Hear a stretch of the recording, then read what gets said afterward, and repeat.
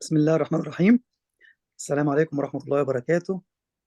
Welcome in this new meeting of Egyptian Society of Nephrology and Transplantation CME chapter online meetings. And this is a special one because of this special moderator we have, and because of special speaker and the special topic and the special event. This is the last meeting of this committee meetings of Egyptian Society of Transplantation Nephrology and Transplantation. يعني الحقيقة ده آخر ميتنج إن شاء الله في دورة مجلس الإدارة اللي احنا بدأناها من أغسطس 2021، وأمل إن احنا نكون أنا كنت عند حسن ظن حضراتكم، وكنا كلنا عند حسن ظن حضراتكم في الأكتيفيتي اللي في CME أونلاين ميتينجز، التوبكس، السبيكرز، الديسكشنز، ونكون حققنا الفائدة المرجوة منها إن شاء الله، وربنا يعيننا إن شاء الله نقدر نستمر بصورة أحسن من ما حققناه، وإن شاء الله نكون دايما نحقق الفايدة المرجوة. I would like to welcome our moderator today, our co-moderator, Professor Walid Masoud, one of our great professors, one of the Gold Days Egypt professors of Egyptian Society of Nephrology and Transplantation. Professor Walid Masoud, Emeritus Professor of Internal Medicine and Nephrology, General Organization, Teaching Hospitals and Institutes. He was the former head of Nephrology and Internal Medicine Department in Ahmed Teaching Hospital, and mainly and most of the teaching hospital organization nephrology units. He was one of the builders and established many units, the hemodialysis units in Egypt, and is well known for his great scientific activities and his يعني هقولها بالعربي روحه العلمية الحلوة that makes us all want to learn and want to meet Professor Walid Masoud, to learn from him and to discuss in a very friendly and healthy environment. Our speaker today, Professor Ahmed Elkeraie, Professor of Nephrology and Internal Medicine, Alexandria University, and the head of Nephrology department in Alexandria University. And he is interested in glomerulonephritis, transplantation, and kidney genetics. And we had all through this cycle of CME activities many lectures of Professor Ahmed Elkeraie targeting his fields of interest. And today we are to speak about general management of glomerulonephritis. In general management, if you remember, we have addressed the treatment and of many glomerular lesions, including FSGS, membranous, MPGN, and etc. And today we are in date with Professor Ahmed Elkeraie with this important topic about the general management of glomerular disease. I will leave the floor to Professor Walid Masoud to lead this meeting in his usual attractive and fantastic way, and Professor Ahmed Elkeraie to enjoy us with his great lecture. So please, Professor Walid, start. Okay. I don't know whether I'm the one who's to start or Professor Elkeraie is the one to start. Okay. بس مش كده يا احمد ولا ايه؟ مش عارف. تحت امرك يا باشا. اوكي. فاحنا نبتدي are we allowed؟ انا استاذن الدكتور ياسر. are we allowed to interrupt the session ولا لا هو دكتور احمد هيقول، لا هو دكتور احمد هيقول المحاضره توتال، واحنا الكويشنز والدسكشنز بعد كده ان شاء الله. Okay. And I would like to thank Dr. Abdurrahman Al-Maghrabi, our coordinator today, lecturer of nephrology and medicine in Cairo University, and for all his work in CME chapter activities. Yes, please, I can realize من النوتس بتاعته وكده دكتور عبده عامل شغل في منتهى الجمال، يعني ربنا يحميه يا رب. شكرا لحضرتك. امين. اتفضل دكتور احمد. طيب، جزاكم الله خيرا. السلام عليكم ورحمة الله وبركاته. بسم الله والحمد لله والصلاة والسلام على رسول الله صلى الله عليه وسلم، وأشهد أن لا إله إلا الله وحده لا شريك له، وأشهد أن محمدا عبد الله ورسوله. الحقيقة I'm very much indebted to be in this very nice session with the presence of our professors, esteemed professors, starting from Professor Hisham, Professor Walid Masoud, and my dear brother, Professor Yasser Abdul Hamid, the brother Abdul Rahman, and all other members and the attendees. Today, inshallah, being the last day in this round, inshallah, soon after the meeting, we shall start the next round, inshallah, with the collaboration of all the esteemed professors of the ES&T team.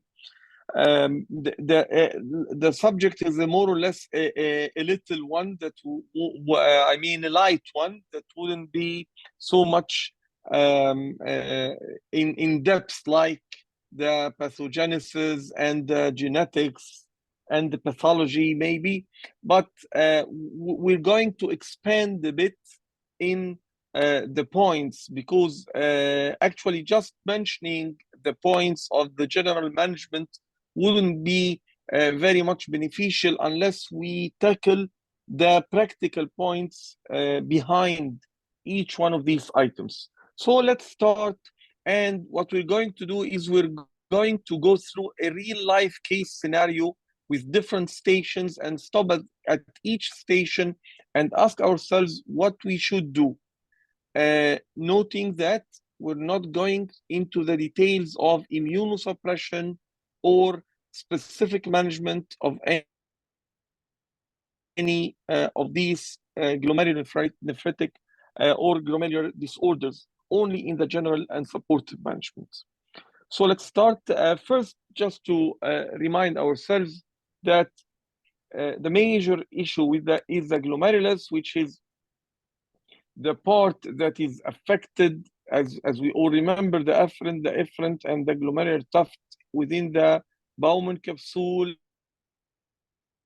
and the pressure here is the main leading force to the filtration, and the intraglomerular pressure is an important issue to tackle. That's why it's very important to understand the hemodynamic mechanism of this intraglomerular pressure, as well as to understand the basic physiology or pathophysiology and pathology as well, both by light, immuno, and electron microscopy that we're not going to go through today, but just to remember how things are going on.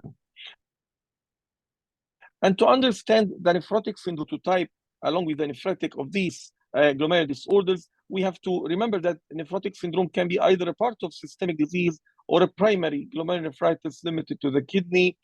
And this limited to the kidney spectrum, it could be a non-immune complex like in minimal change, focal segmental, congenital finish type, and diffuse mesangial sclerosis. Or on the other hand, it can be immune complex mediated like in membranous, MPGN, fibrillary, and immunotactoid. As a part of systemic disease, it can be immune mediated again like in cryoglobulinemia, or a non-immune mediated like deposition like in diabetes or monoclonal immunoglobulin deposition disease, amyloidosis, or in multiple myeloma. So this is a broad classification for the type of affection in nephrotic syndrome, and we'll see how this can affect our supportive management in the forthcoming. Again, just to remind ourselves by the pathophysiology upon which the items of supportive management is based or are based, there is an injury to the podocyte, the podocyte food process effacement and detachment, leading to podocytopenia and podocyte loss. And this podocyte loss can be quantified by measuring the podocytes and their products in the urine. Protein leaks through the bare areas, like what occurs in the FSGS, especially in the primary form, due to the retraction of the podocyte from the bare area over the glomerular basement membrane. This causes a foamy urine. This leads to the pentad of the nephrotic syndrome, where you have a proteinuria more than 3.5 grams, leading to hypoalbuminemia, and this will cause edema and there is associated lipiduria with dyslipidemia, and maybe associated other losses like loss of immunoglobulins and the anticoagulants in the urine, causing infections and thrombotic complication. So this pathophysiological mechanism is behind the role of the supportive items, starting from blood pressure control, just to decrease the systemic hypertension, which would lead to decrease in the hemodynamic pathway for the glomerulus.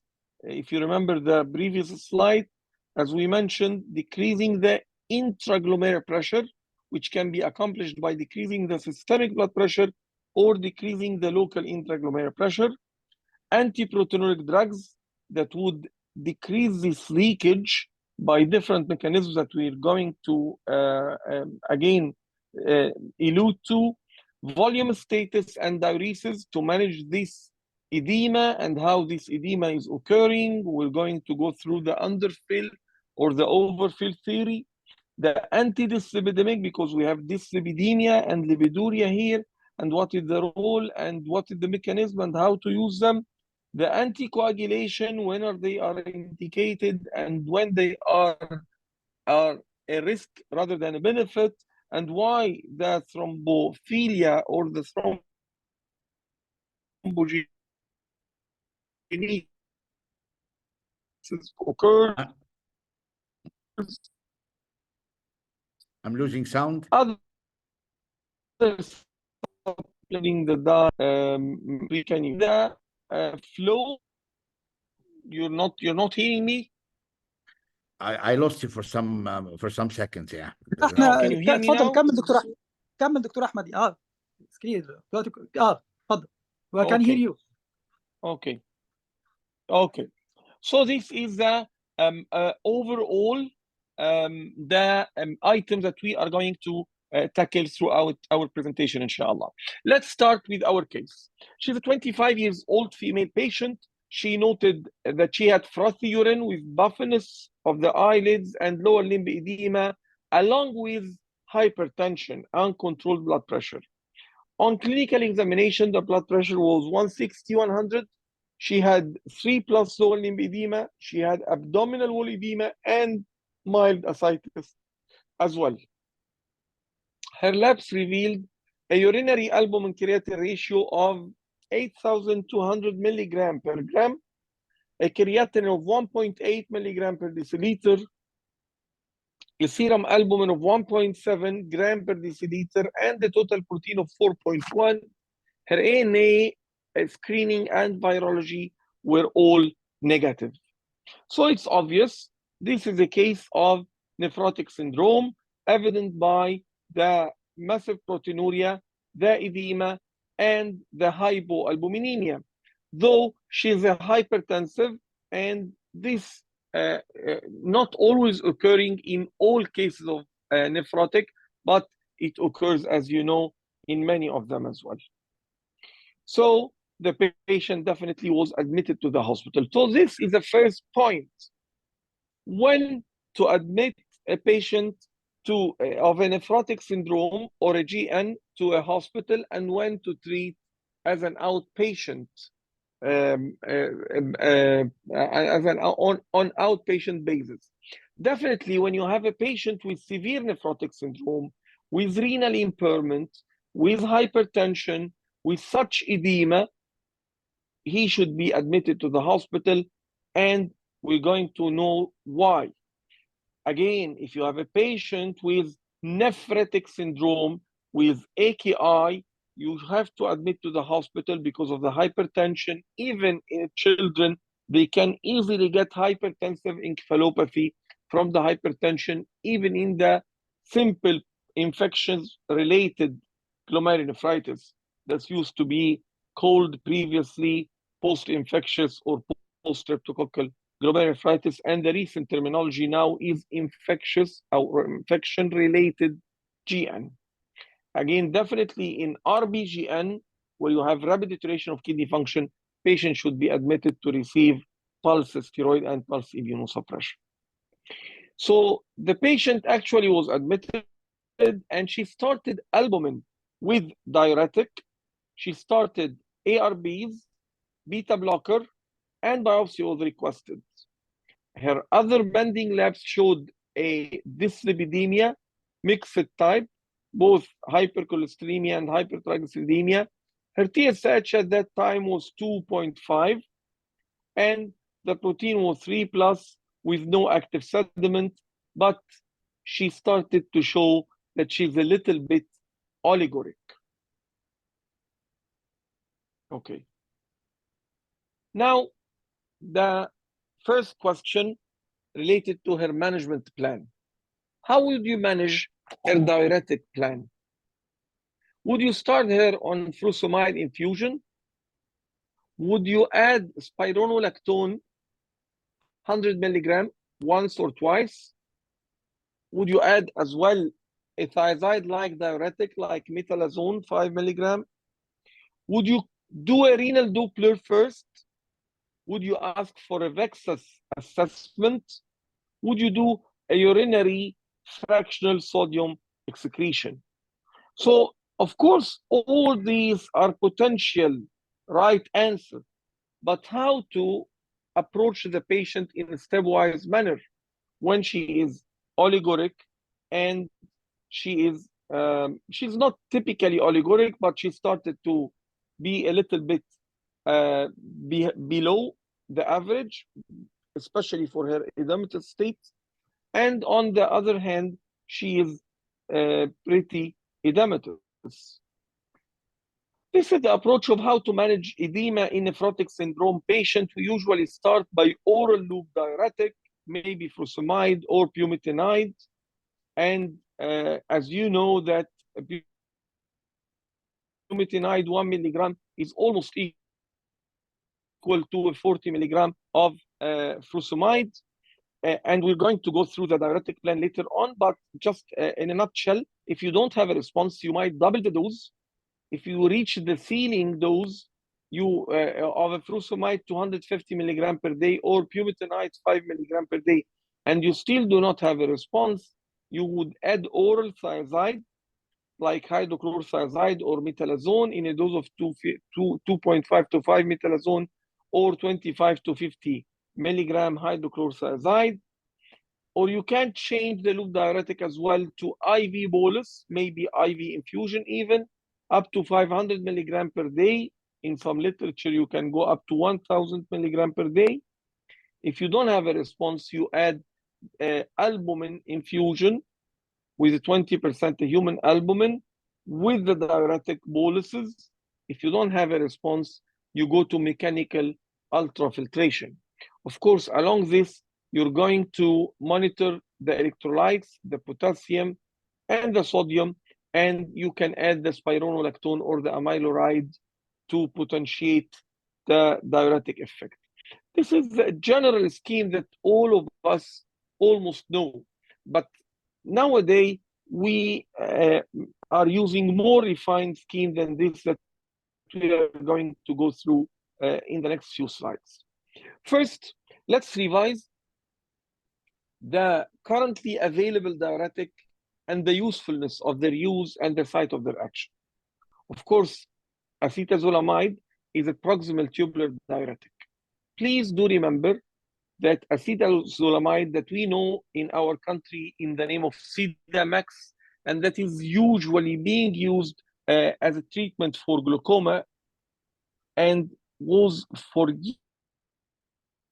years and years abandoned from our use as a diuretic, is now back to the top in the field of diuresis in two very nice occasions that we often met.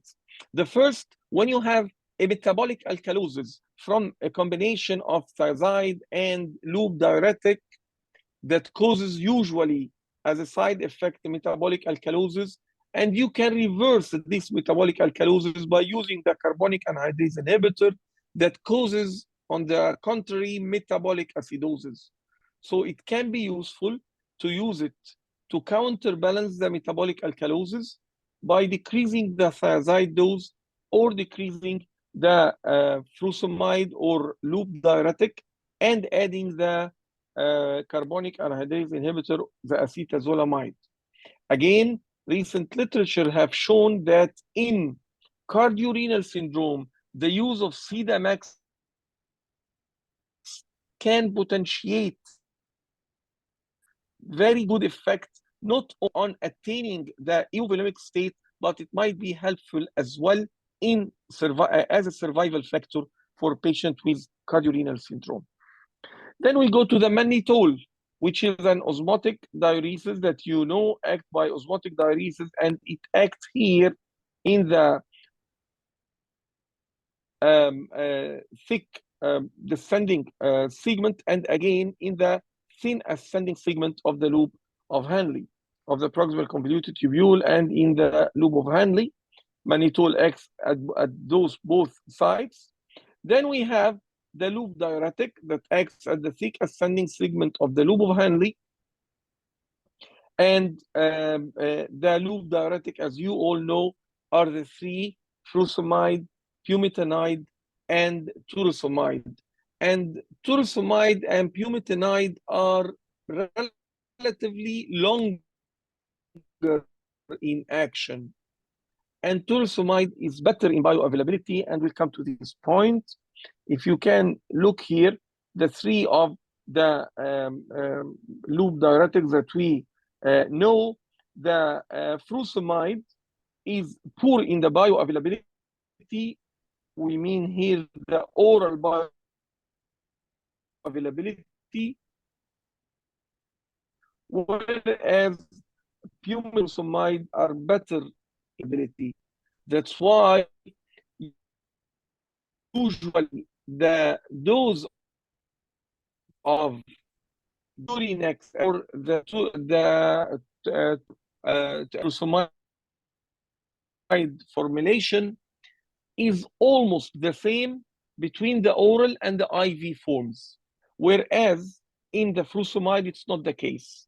In furosemide, the oral dose should be much higher than the IV dose, because it is not regularly bioavailable in the oral form. And definitely furosemide is a shorter acting, in 6 to 8 hours duration, whereas the torsemide might have a longer duration of action, and the cost is not too much different actually between them in Egypt. Then we go to the thiazide diuretic, and we will note this point here. The thiazide diuretic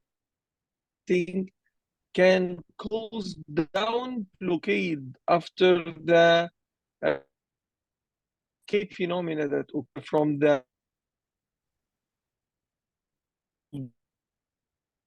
diuretic in here. This point later, how the better it transport in the convoluted tubule. And finally, the aldosterone antagonists in the collecting ducts, because they are potassium sparing diuretics. If we look here for the what we call sequential diuretic blockade or nephron blockade, if you look here, this is the healthy nephron. The reabsorption of the sodium and the water from the healthy nephron, 70% initially in the proximal, and then 20% here in the thick ascending limb of the loop of Henle, and then finally 5% at the proximal convoluted tubule, and 1% only is the excretion in the urine.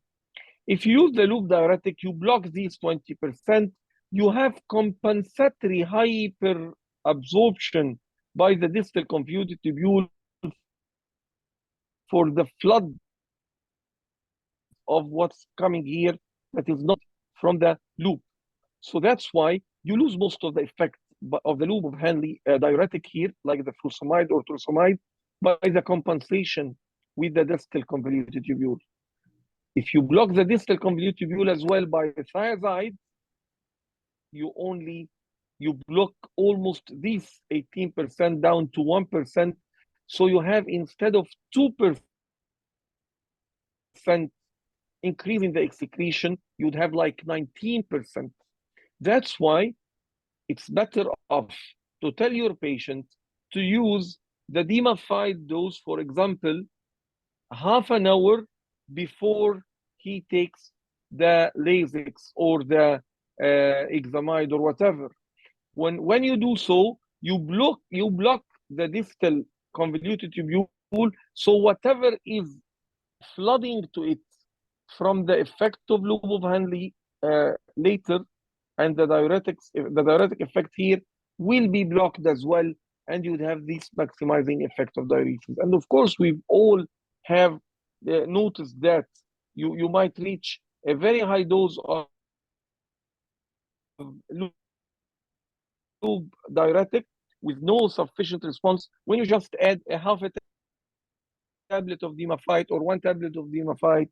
You exert your diuretic effect in a very nice way. This Neph Madness visual abstract is an excellent one to show you how you overcome the diuretic resistance, because how you understand the mechanism of its occurrence. It can occur by variable gastrointestinal absorption, and this is mainly affecting the furosemide because of variable bioavailability. And this occurs more and more with congestion of the GI that occurs in heart failure and occurs as well in nephrotic syndrome because of the edema of the internal organs and of the GI mucosa from the hypoalbuminemia. Then comes to the hypoalbuminemia. Hypoalbuminemia by itself causes decrease in the effect of loop diuretic, and this occurs because of different. The albumin is the carrier for the loop diuretic, so they decrease the delivery of the diuretic to the kidney because the albumin is less in the circulation. Then the free drug molecule diffuses in the tissue because there is no albumin to carry, so the free drug diffuses on the tissue and it does not cause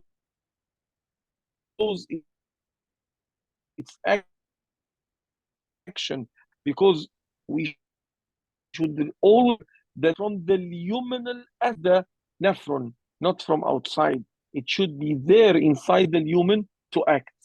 And again, it should be free within the lumen. So if the lumen is flooded with the albumin that is leaking from the glomerulus, the lumen of the tubule, the albumin will bound to this Lasix and prevent it from action inside the lumen. So the hypoalbuminemia and the albuminuria causes decreasing effect of loop diuretic. Again, the kidney is hypoperfused because of the underfill theory that we're going to mention. And when the kidney is hypoperfused because of a lower mean arterial blood pressure, the blood carrying the diuretic will be less in amount. The renal plasma flow will be less in amount, and hence, again, less effective diuresis. Again, there is a competition for the transport channel by the urea that compete with other molecules, the albumin, the urea, and the non-steroidals that block this. All these compete with the sodium potassium chloride channel that is the main mechanism of action of the loop diuretic. The reduced GFR is another cause for the reduction of the action of diuretic. And I'd like to remind you that when the GFR is below 30 or 35 in some literature, the only diuretic that can act is the loop diuretic. Other diuretics are usually of no benefit. Although in some recent literature, relatively recent, the combination of thiazide or thiazide-like diuretic with the furosemide or the furosemide with the loop diuretic in those patients can be helpful.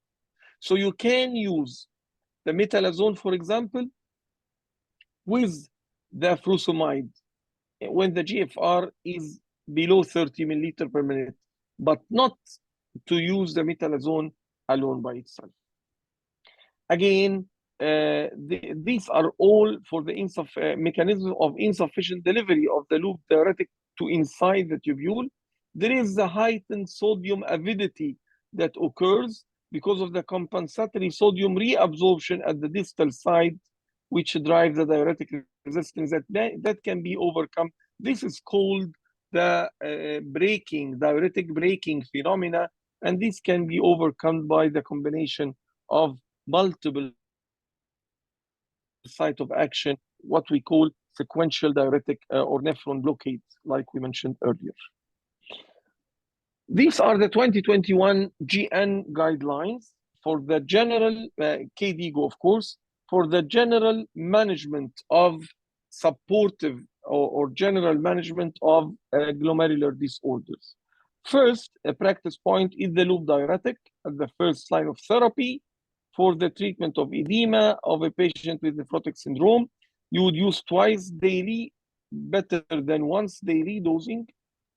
We tend to give higher doses of a single morning pill, which is not the best thing. As we mentioned, the duration of action is around 6 to 8 hours and 8 to 12 hours in the most.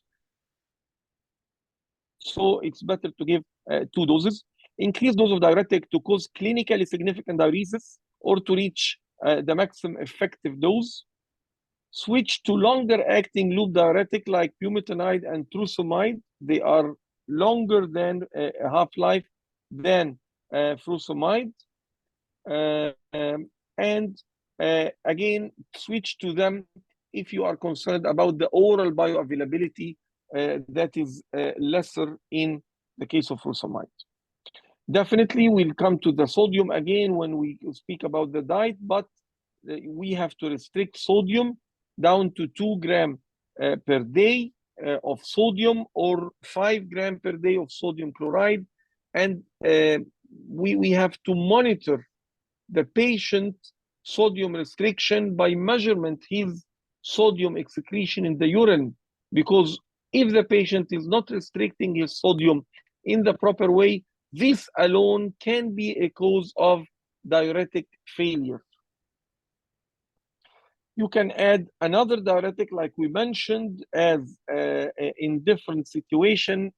If you have a hypokalemia, you would add a amyloride or spironolactone or eplerenone. If you have metabolic alkalosis, you would add acetazolamide to compensate for the metabolic alkalosis by metabolic acidosis.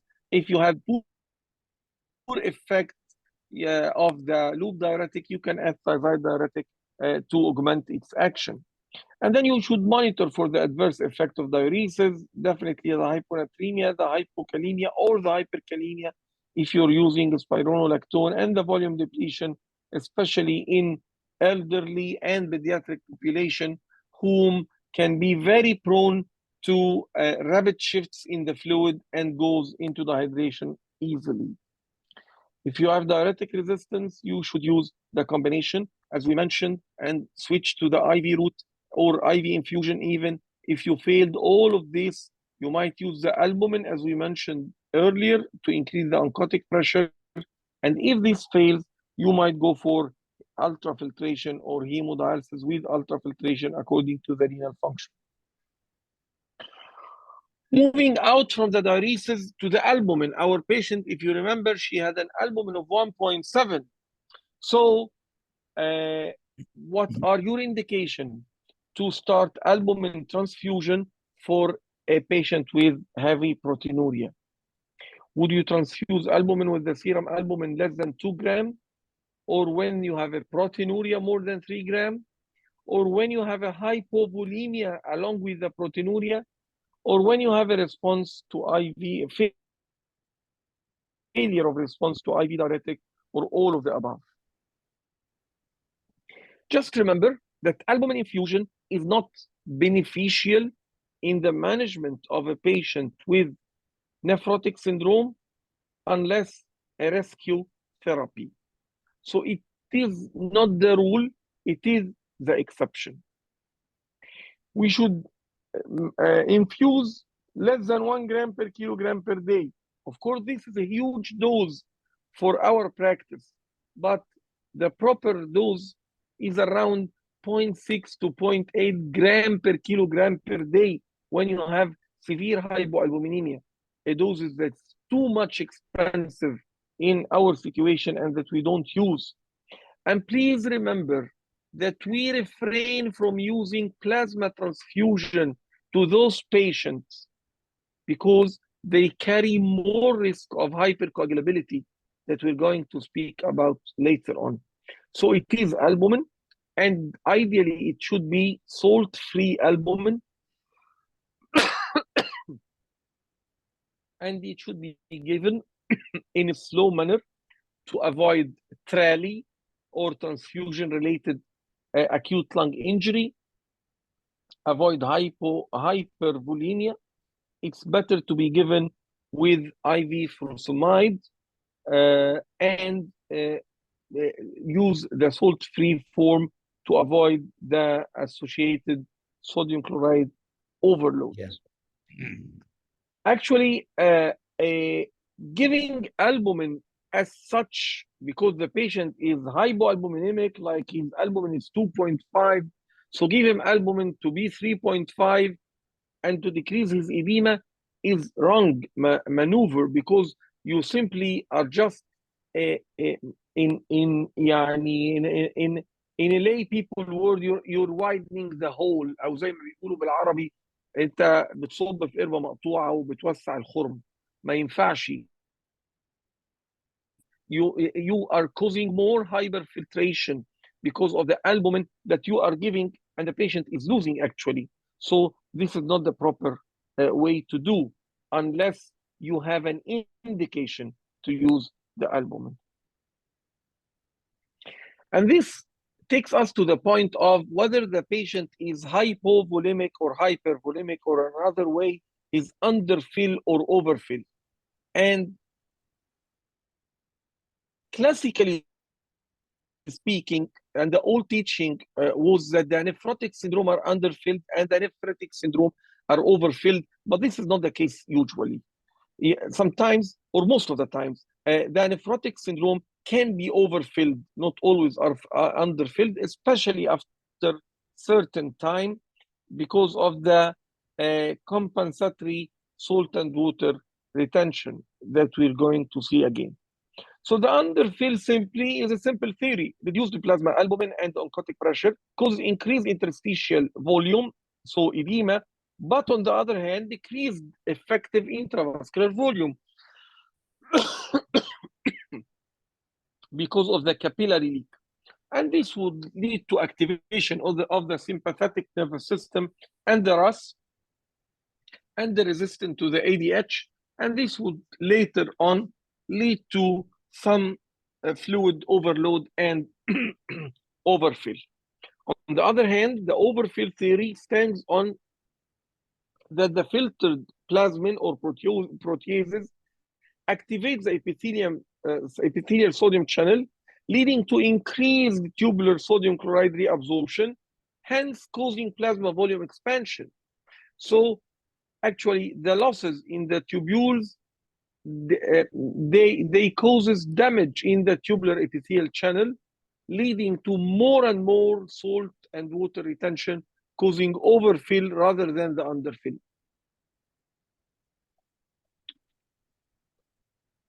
And the unifying theory is that both occurs. Proteases activate the epithelial sodium channel, and there is increased tubular collector avidity to sodium chloride. And whether there is hypo or hyper or normovolemia, there is activation of the sympathetic system and resistance to the atrial natriuretic peptide, and all of these leads to edema. Again, if you look here, it starts by the kidney disease causing proteinuria, serum albumin, oncotic pressure decreases, and there is edema and shift to the extravascular volume, which causes the edema. And this will lead to decreased intravascular volume, activating of the renin, angiotensin, aldosterone, and the arginine vasopressin, decreasing the GFR and increasing the filtration fraction, and causing salt and water retention, and this causing the overfill and returning back of the hormones. On the other hand, if you look for the overfill theory, the kidney diseases causes the proteinuria on one arm and causes decreasing of the GFR and the renal blood flow and the filtration fraction, and hence the primary sodium retention.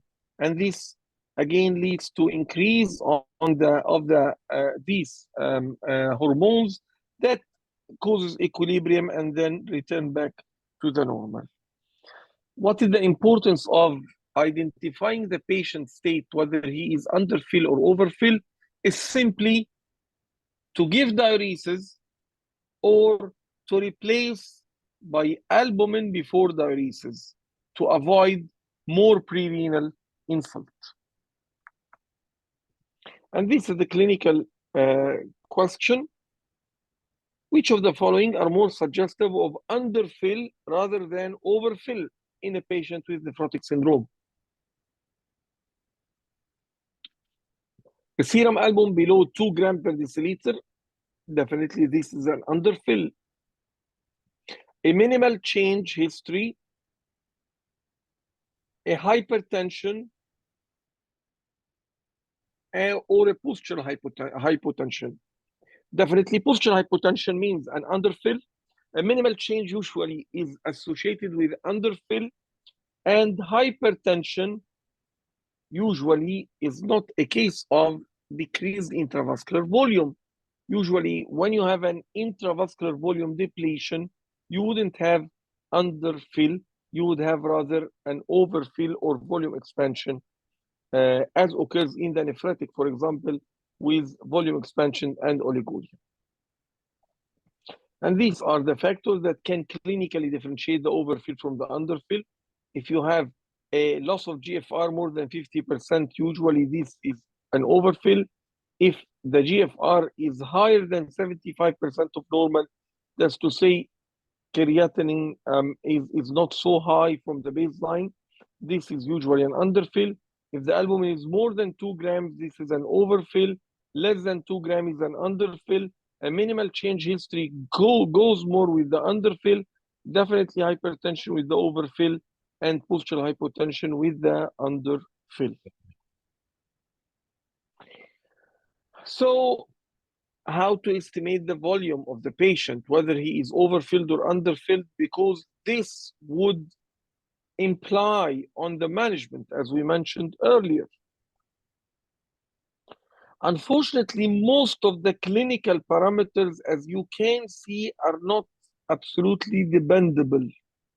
Tachycardia has a poor sensitivity, although it might be more specific, but it's not sensitive at all.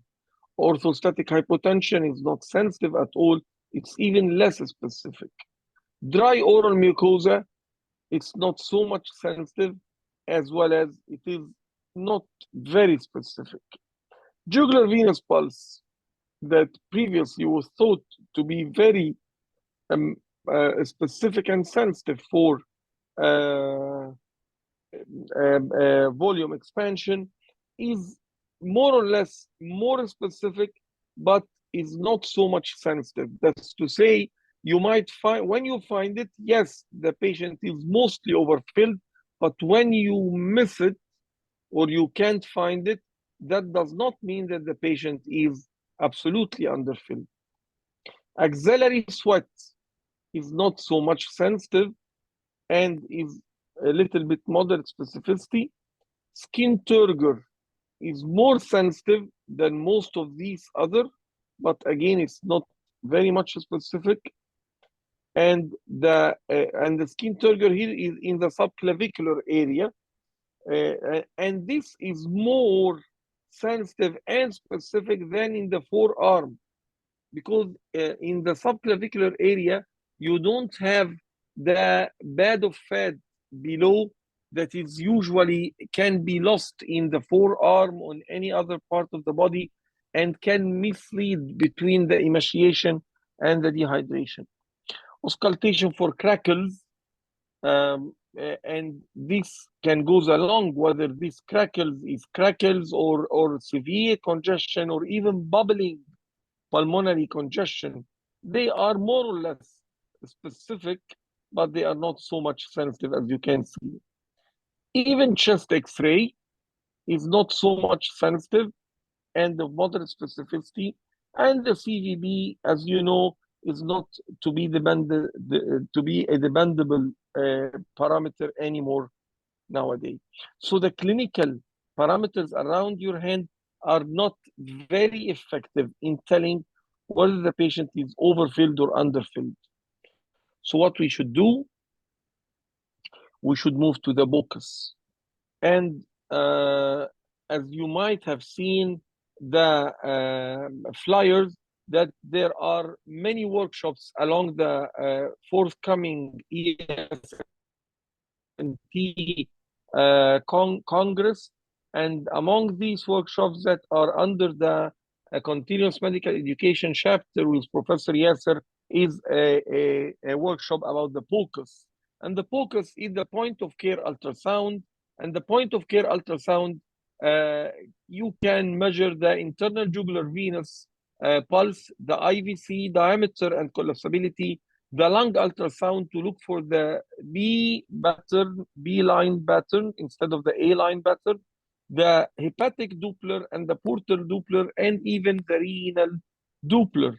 And those together can form what we call the VEXUS.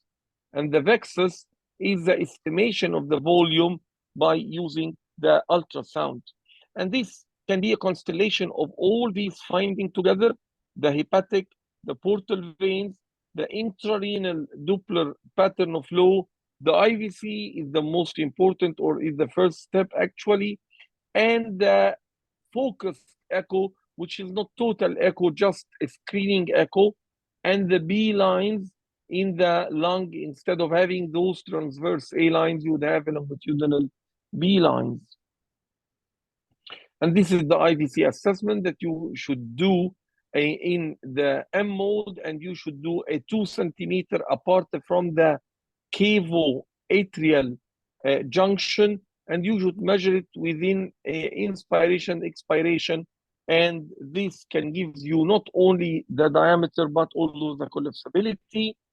And there are some technical points probably you would go through in the workshops, but this is a very important point, that you should start by measuring the IVC, and if the IVC is less than 2 centimeters, you don't go for not an overfilled patient.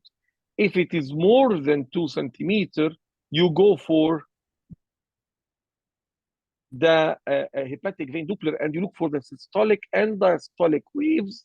And if the systolic is larger than the diastolic, this is a normal. If the systolic is smaller than the diastolic, this is mildly abnormal. If you have a reversed systolic wave, this is severely abnormal. If you have this with an IVC more than 2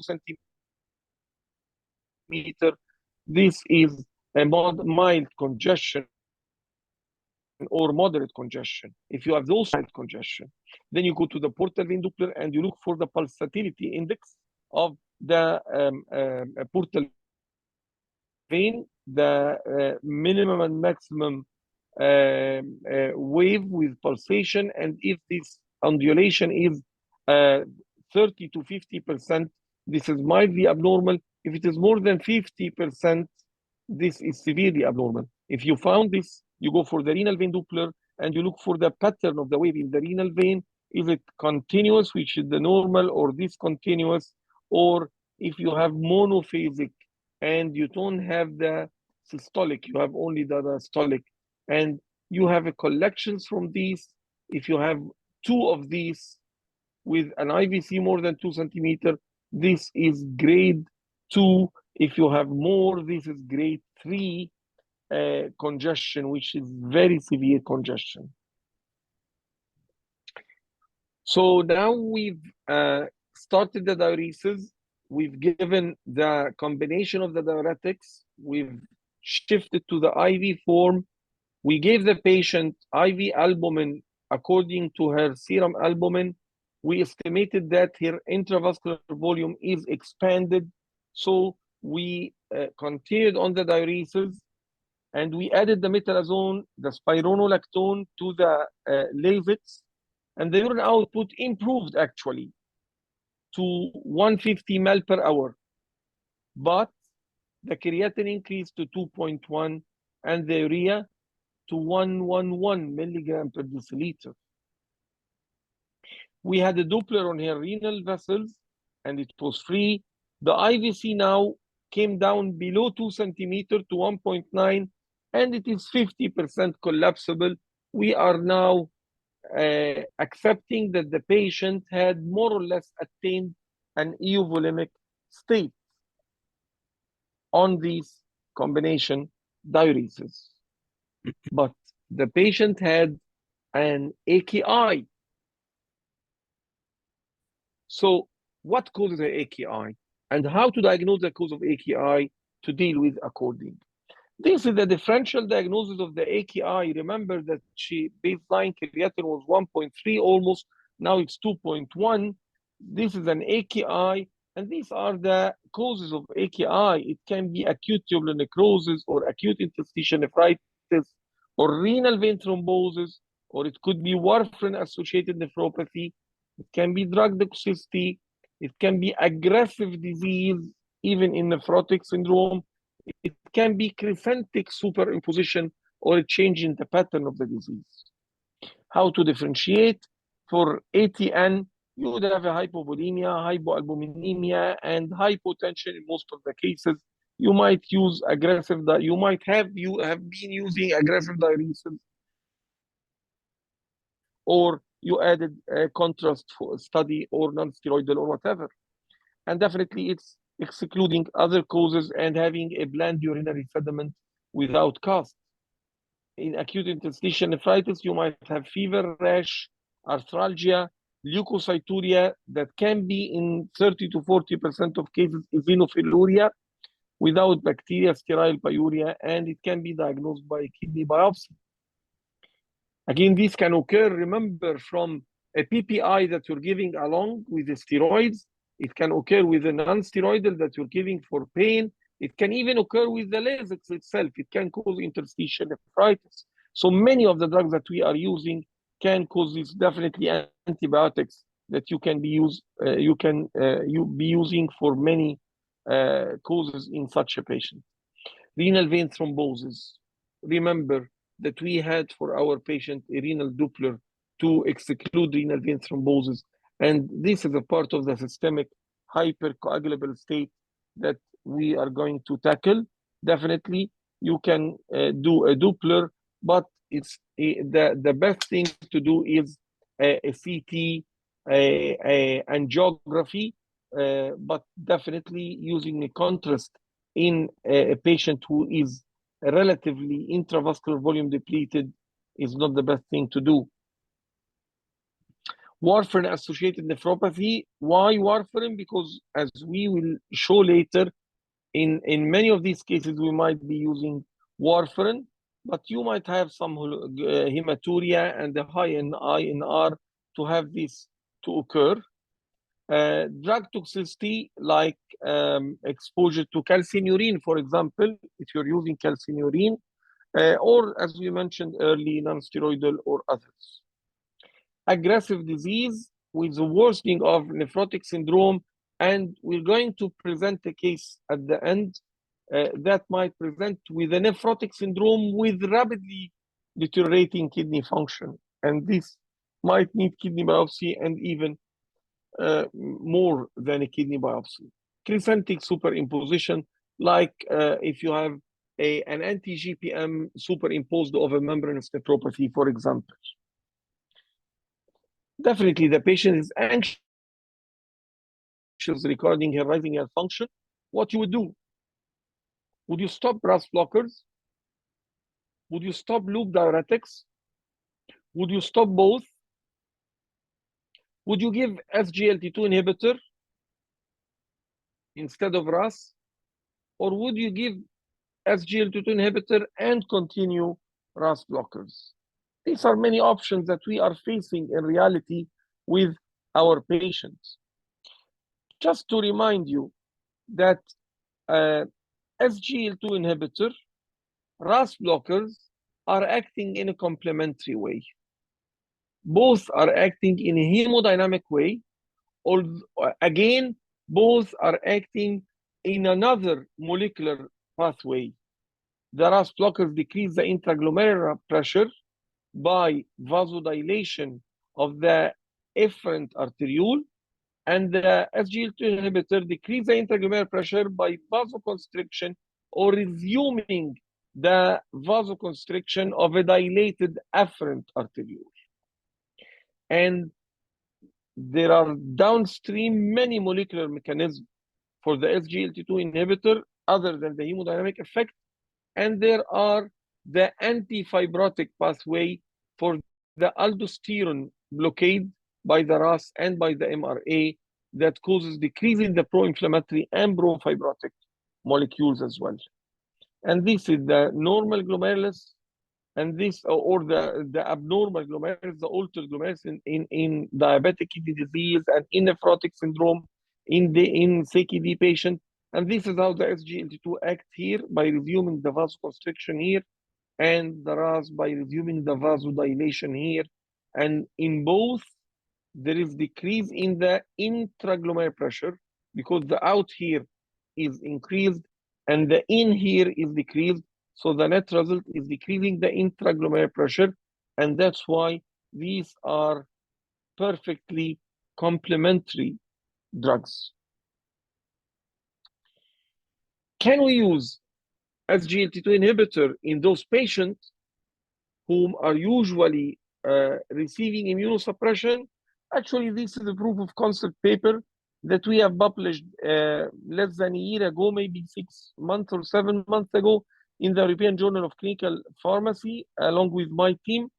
And this paper was a paper on 17, just a proof of concept, 17 patients whom were under immunosuppression by different immunosuppressive drugs, starting from steroids to antimetabolites, to CNI, to alkylating agent, and even to the bortezomib and mTOR inhibitor.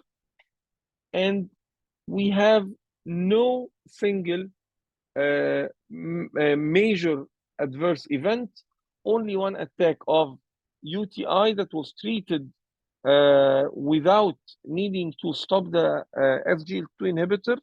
All the patients were immunosuppressed.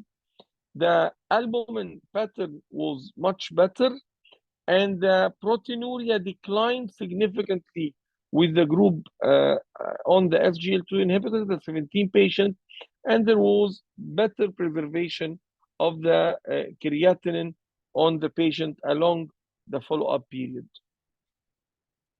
Definitely, there are other in the literature, and there are some review articles that are addressing the point that they concluded that there is a beneficial role for SGLT2 inhibitor in reducing proteinuria and delaying chronic kidney disease in patients with nephrotic range proteinuria. So SGLT2 inhibitor can be added not only in the situation of a IgA nephropathy and FSGS when you are not using an immunosuppressive drug, but also along with the use of immunosuppressive in other types of nephrotic syndrome.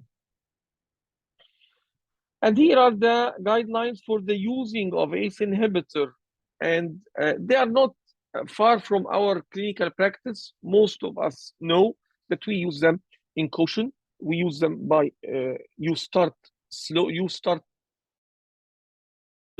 and you go slow, and you monitor the GFR and the potassium. You allow the GFR to drop by 30%. If it's more than 50%, you would usually stop or reduce the dose. And you monitor for the potassium and the creatinine every 2 to 3 weeks from start or after escalation of the dose.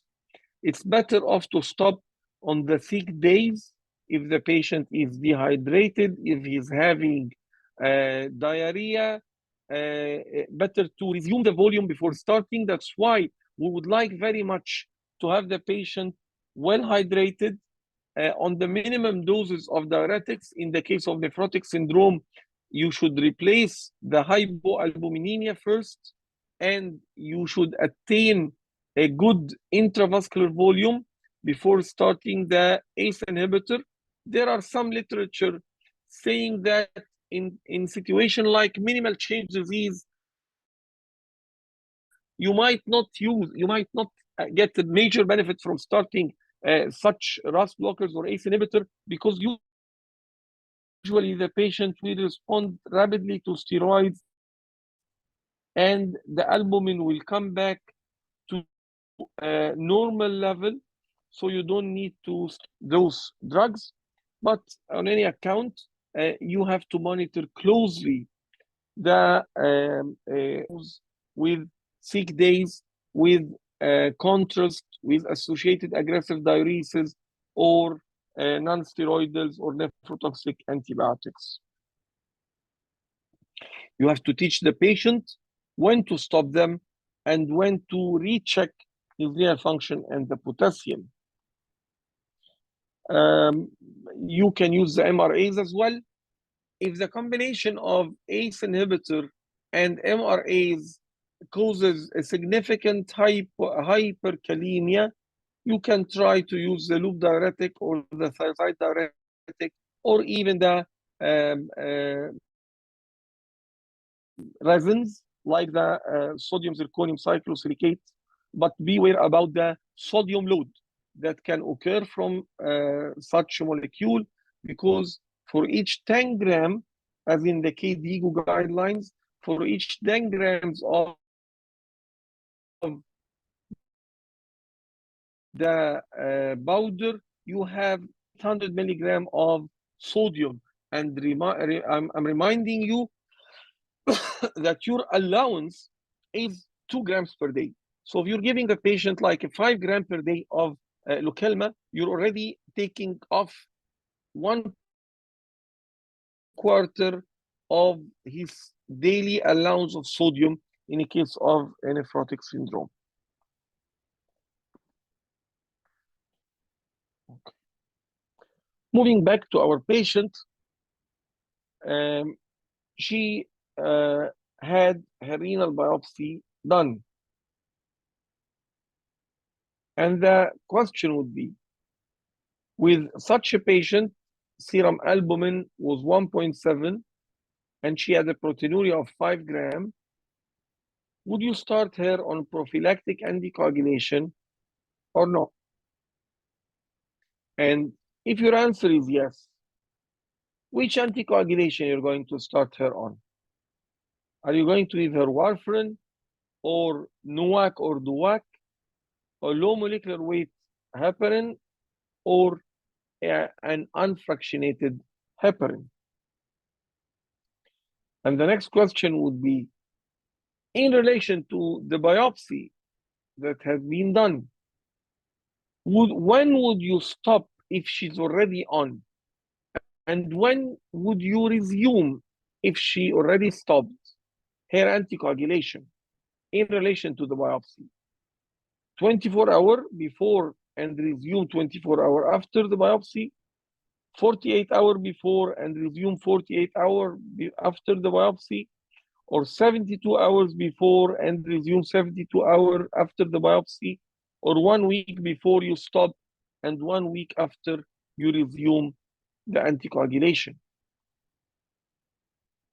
So what's particular about the anticoagulation in patients with glomerular disorder, specifically nephrotic syndrome? Actually, those patients have multiple causes of extended thrombogenesis. There is proteinuria, and the proteinuria causes losses of many of the anticoagulant proteins, like protein C, protein S, antithrombin 3, and plasminogen.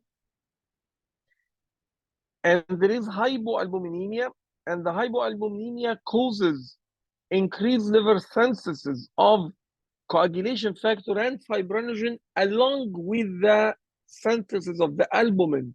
So there is more coagulation factors and less anticoagulant factors. And if there is hypovolemia as well, there is hemoconcentration and viscosity.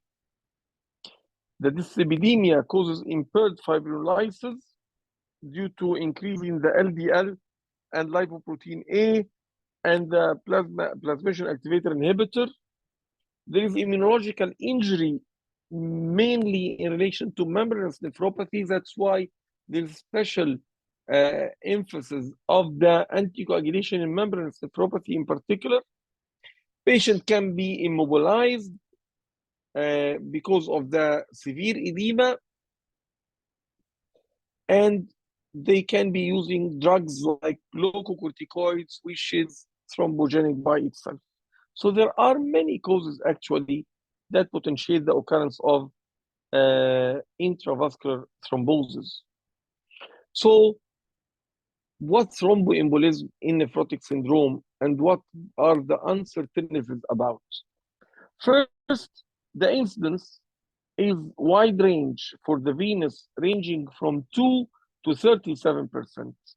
The arterial is around 5%. So you can have an arterial thromboembolic manifestation in a nephrotic syndrome patient. Who gets anticoagulant is according to the risk for thrombosis and the risk for bleeding, like the Hasblad score and the Schwarzbach score. What are the risks of venous thromboembolism? The age, the histological subtype, as we mentioned, like it's more with the membranous and minimal change as well. Serum albumin, the amount of urea protein losses, and the time from the diagnosis. The risk for the arterial thromboembolism, on the other hand, is related to the dyslipidemia and atherosclerotic cardiovascular disease, smoking or not, diabetic or not, hypertensive, and any previous arterial clots like stroke or ischemic heart or whatever. And these are the options, as we mentioned earlier. And what's needed is to determine the absolute risk and to have a prospective study for risk stratification and to assess the various anticoagulant type in prevention of thromboembolic manifestation. And these studies actually have been going, but not too many, although some conclusions have been reached. And these are the summary of the KDIGO guidelines for the anticoagulation. Who should be anticoagulated?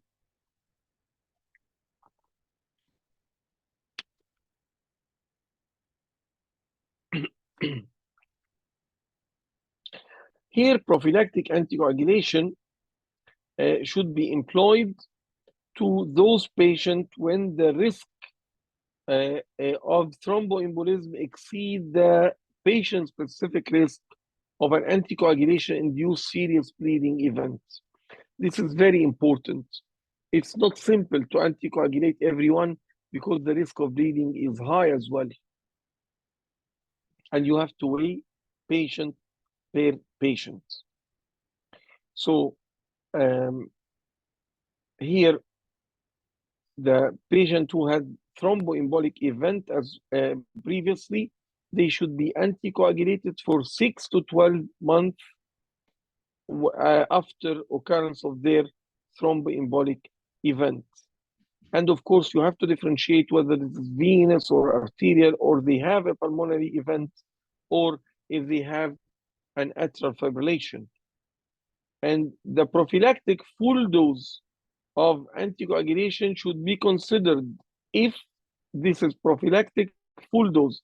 If the serum albumin is less than 2 to 2.5 grams per deciliter, and if the proteinuria is more than 10 grams per day, if the body mass index is more than 35 kilograms per meter square, if there is genetic disposition for thromboembolism, like a patient with protein C or protein S or antithrombin 3 deficiency, if the patient needs heart failure class 3 or 4 NIHA, and if there is a recent orthopedic or abdominal surgery or prolonged immobilization, like in general population, but adding those 2 points, which is the amount of proteinuria and the degree of the hypoalbuminemia.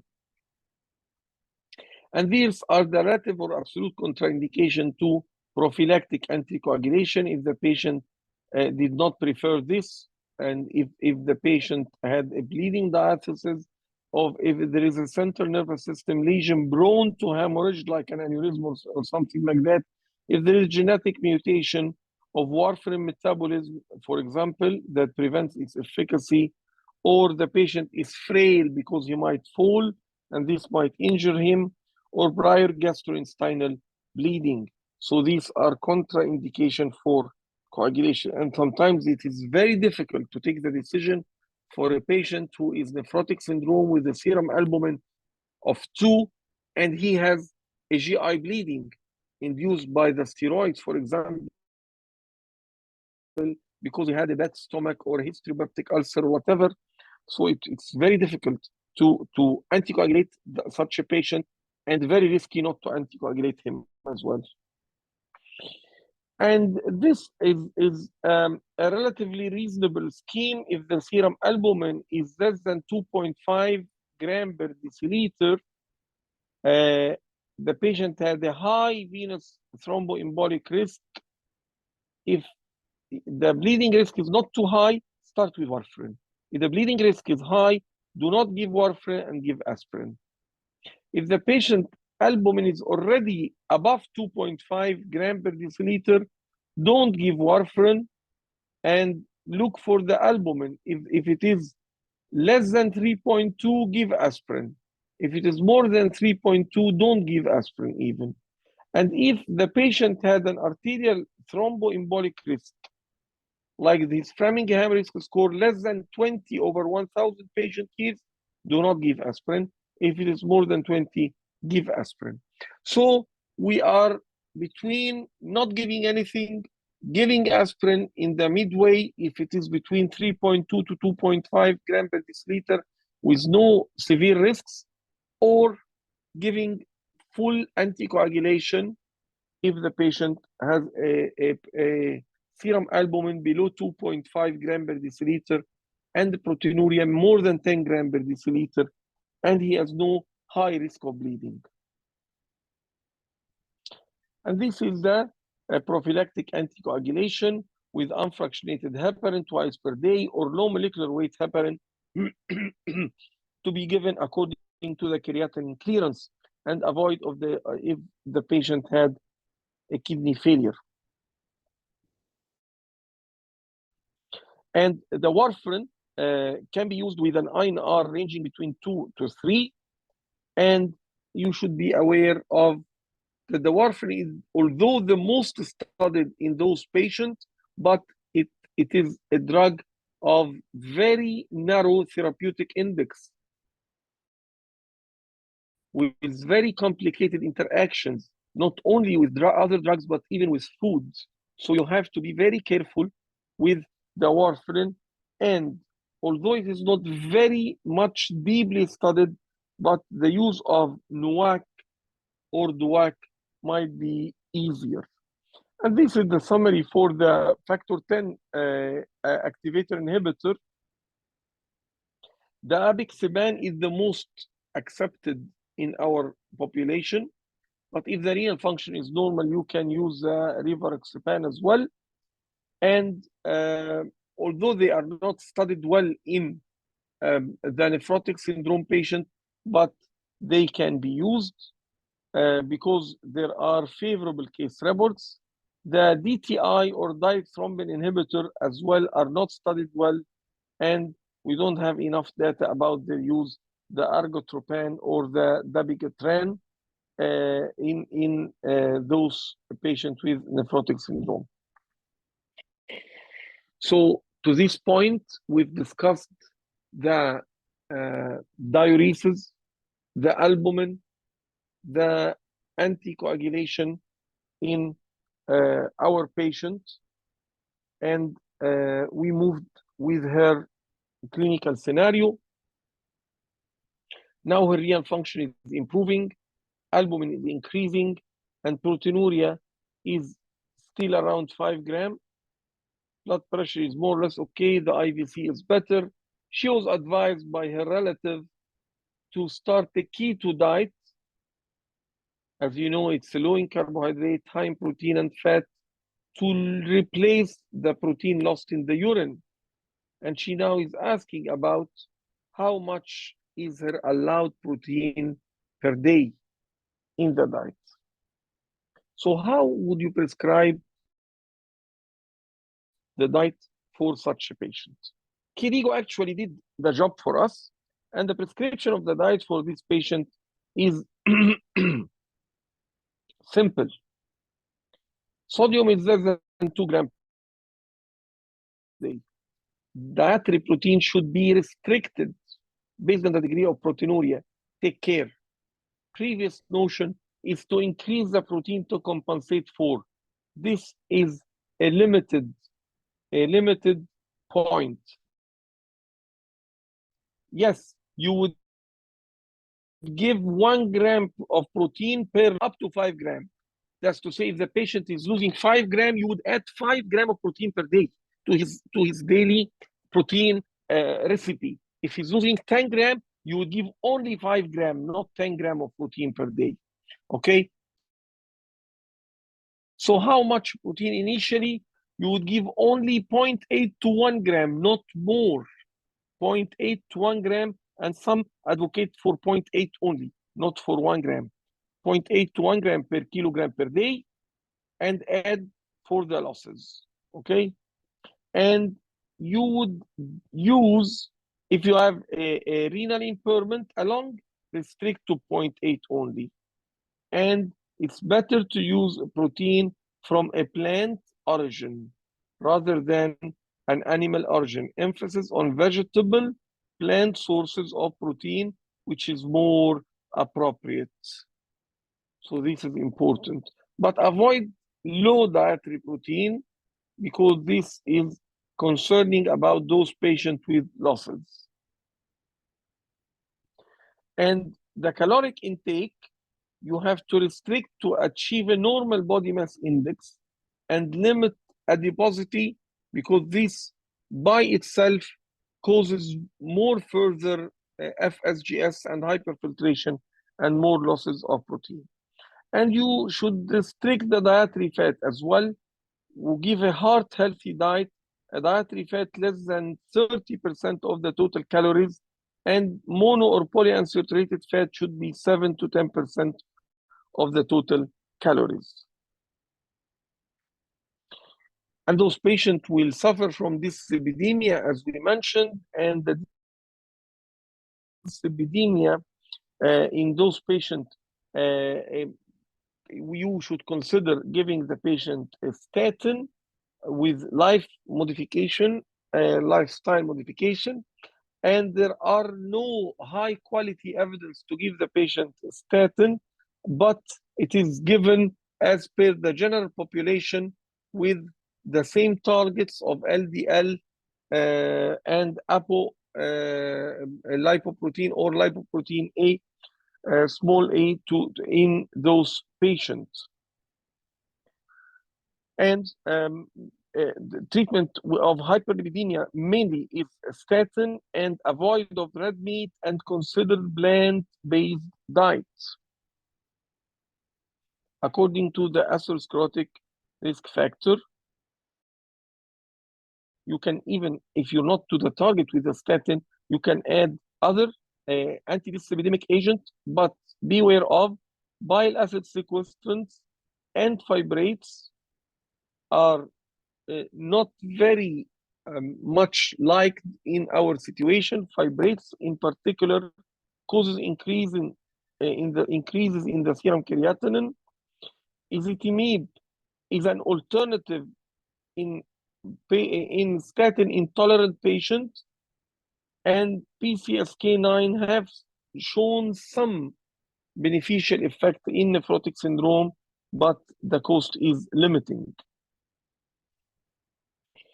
Still with our patient, creatinine is improving even more, albumin is rising, proteinuria is still lingering, and we're waiting for the biopsy, and the patient is still clinically edematous, although the blood pressure is okay and the IVC is now normal, but she's complaining of general fatigue and muscle weakness. And this is the question: what of these effects are common secondary complication to active nephrotic syndrome? Subclinical hypothyroidism, thromboembolism, hypogammaglobulinemia, and hepatitis. Of course, hepatitis is not a known side effect or a complication, of nephrotic syndrome, but all these can occur. And the hypothyroidism in particular is an interesting feature. Interesting because it might occur and it might be transient, and it can be a full-blown hypothyroidism or a subclinical form of hypothyroidism. And there have been few studies pointing to the importance of monitoring the thyroid function in those patients, and maybe the need to T4 replacement in such a patient, but with continuous monitoring, because you might need to take it off very soon with the decrease in the proteinuria, because what happens is the loss of the hormones and the thyroglobulin in the urine along with the heavy proteinuria. In this study of 3 patients, the thyroid dysfunction was higher when the patient had a higher urea protein creatinine and the higher lipid level and the lower serum albumin and hemoglobin. So it is associated with the severity of the disease. This is an important, and the pattern also differs with the type of the nephrotic syndrome and the pathological entity of the nephrotic syndrome. Now the biopsy of the patient is out, and it showed normal capillary basement membrane, normal endothelium and mesangial area, no segmental tuft sclerosis, interstitium only moderate fibrosis and patchy atrophy, and there is no deposits in the immunofluorescence. So this is a normal biopsy in the light and immunofluorescence, and the electron was not yet revealed. So what is the differential diagnosis of a normal light and immunofluorescence? Of course, we'd always jump to the conclusion that this is a minimal change. A nephrotic syndrome with a normal light and immunofluorescence is definitely a nephrotic syndrome, which is not the case in all the scenarios. It can be no glomerular disease, which is not accepted with such heavy nephrotic syndrome. It can be glomerular disease with no light microscopic changes, which occurs with minimal change, and this comes with nephrotic syndrome. Thin basement membrane nephropathy, and this comes usually with microscopic hematuria, normal renal function, and minimal proteinuria. It can come with Alport syndrome, and this usually comes with progressive renal impairment with sensory neural hearing loss, maybe as well lenticonus or lens affection.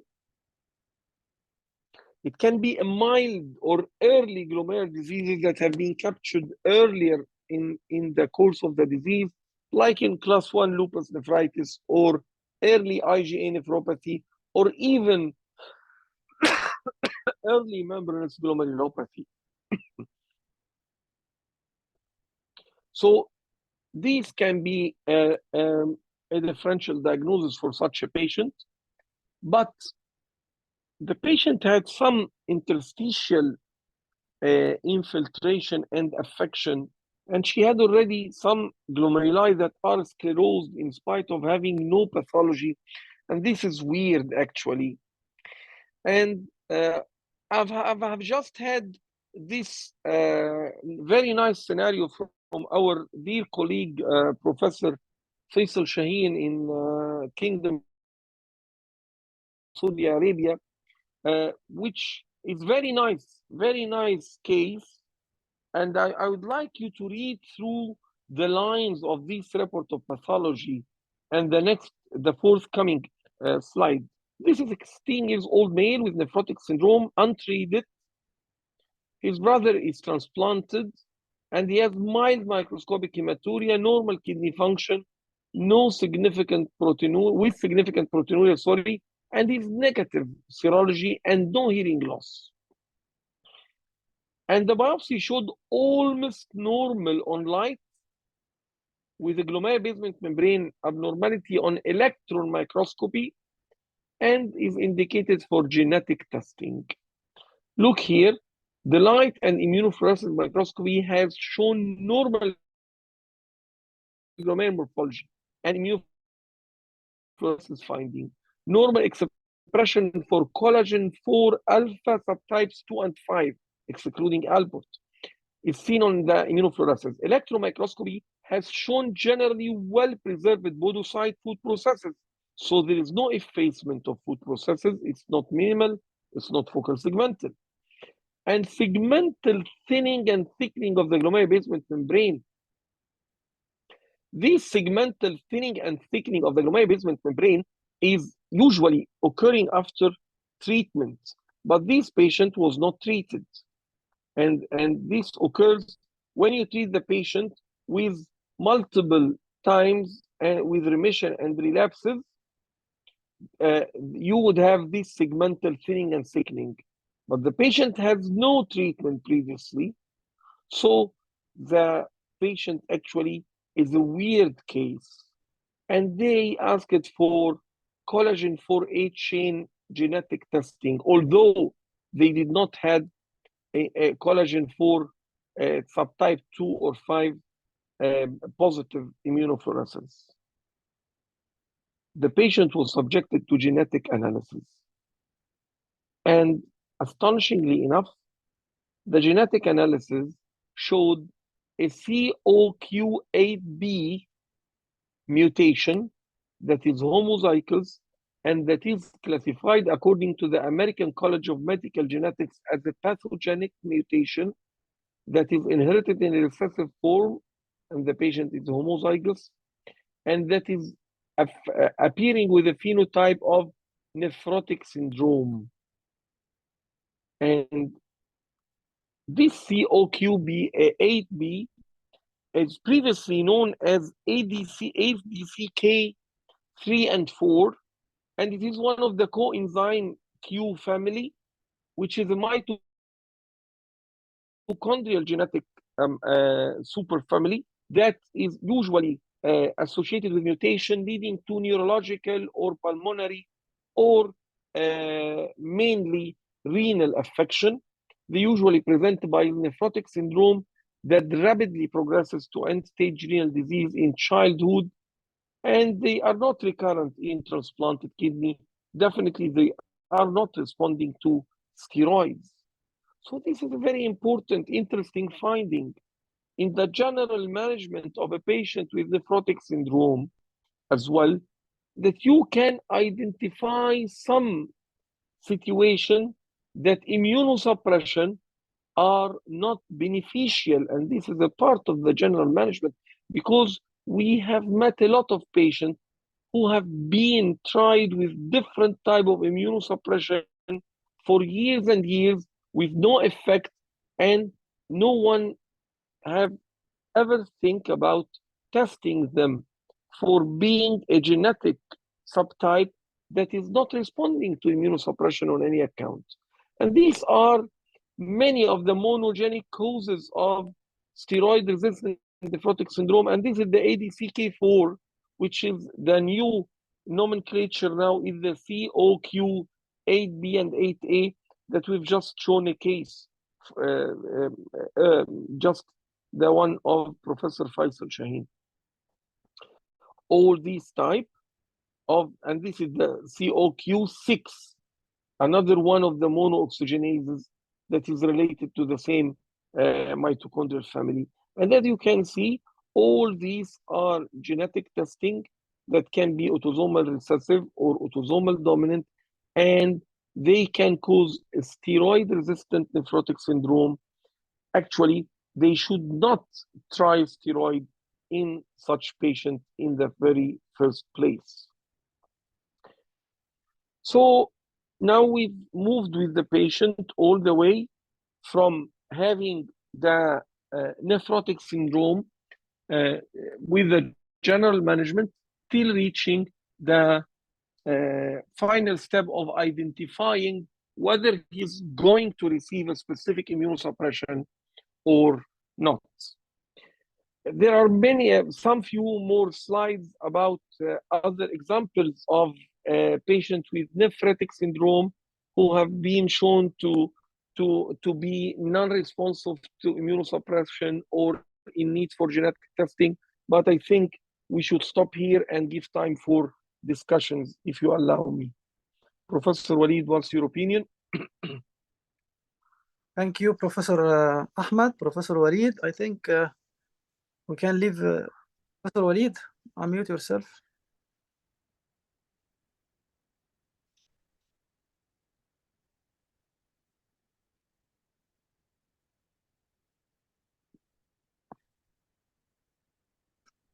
Professor Walid, unmute yourself. Dr. Walid.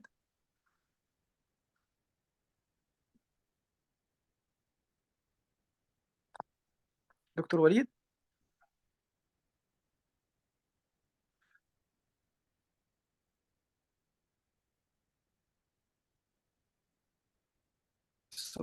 Dr. Hisham Sayed, I think Dr. Ahmed, we can stop here and okay, leave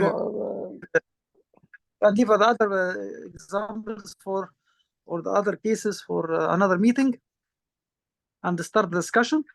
حضرتك شكلك تعبان كمان. لا تمام، انا تمام، انا معاك يا دكتور ياسر. ممكن دكتور هشام السيد ندسكاس شويه. دكتور هشام السيد.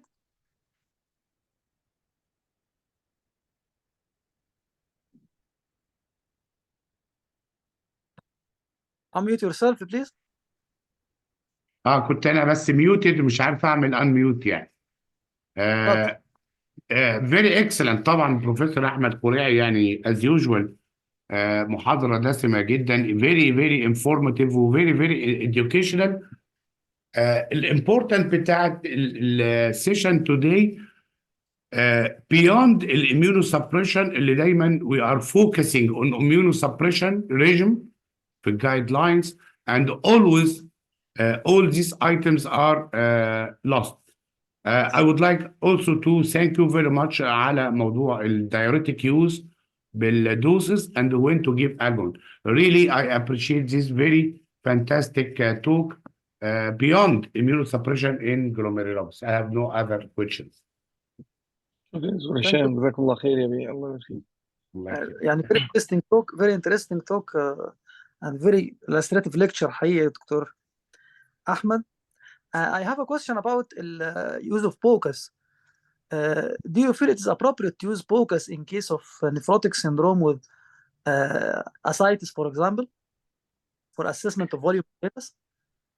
Yes, والله دكتور ياسر, we have been using POCUS for a while on routine for most of our patients. يعني whenever we suspect a patient with ascites, with edema, dialysis assessment to assess how much we can take off, because as you know, you might be over deceived by edema. Yes. While the patient intravascular volume is not that much expanded. So we have been using it, but actually we have been using it mainly on the level of the IVC. Rarely that we have expanded to the proper POCUS using the hepatic and portal vein, because it usually takes more time to do it.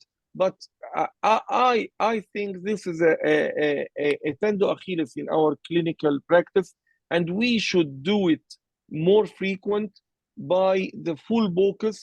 I think we will assume the talent of يعني estimating the proper volume of the patient. We have been using as well the lung ultrasound to see the B lines and to estimate the amount of effusion, to measure the amount of effusion, pleural effusion, and the volume of ascites, and so on and so forth. So I really do appreciate that all our junior colleagues start to use this as a tool. احنا بقينا يعني our juniors are يعني a little bit toward less clinical examination. So at least use the ultrasound as much as you can to take the more data that you can take from your patient. Okay. The second question, and كان في comment from the chat about the thiazide benefits below 30 milliliter equivalent. Sorry, I'm Yeah, yes. Milliliter per minute, GFR. Milliliter Thiazide benefit in this situation is conditioned by a combination with loop diuretic, not as a single agent.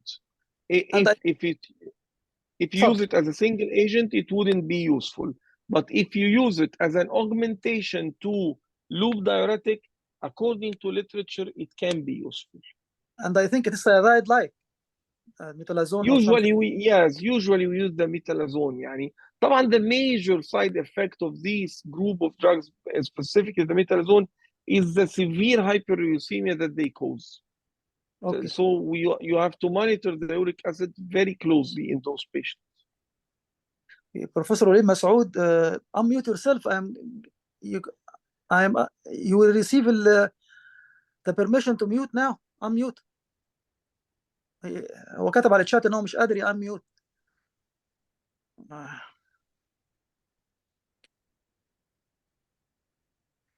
اوكي. بروفيسور وليد.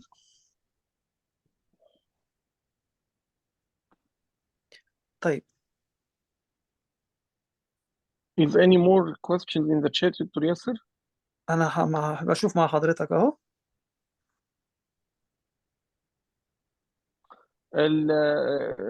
Some of the brothers are asking for, or the sisters are asking for the lecture as PDF. It's definitely available. You can take it anytime.